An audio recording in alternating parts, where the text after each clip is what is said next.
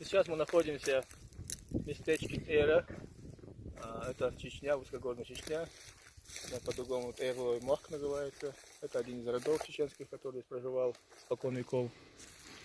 Это место знаменательно одним из событий, которые будет интересно услышать многим нашим друзьям, тем, кто занимается историей. Старожилы этого места рассказывают, что когда-то в старину горцы с этого селения, буквально проживавшего на этом месте, пошли в Грузию по своим делам, пошли в Грузию. Где-то у них получилась небольшая стычка, произошла с каким-то отрядом, и в процессе они захватили какую-то знатную особу. Захватили, привезли в Чечню, и когда представили своим старикам, то оказалось, что это была грузинская царица Тамара.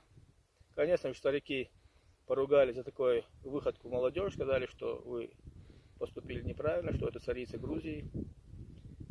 И они ее извинились перед ней, приняли как гостью. В течение 10 дней она здесь отдыхала, пользовалась там, скажем, как принято у горцев, привилегиями гостя.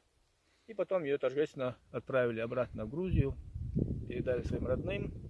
Более того, после этого 4 горцев именно стерлойцев были долгое время, буквально до ее кончины, были в личной охране царицы Тамары. Вот именно в этих местах она была, и вероятно всего не один раз после этого бывала. Трудные минуты, вы знаете, что царица Тамара всегда обращалась к чеченцам, и она находила защиту у чеченцев.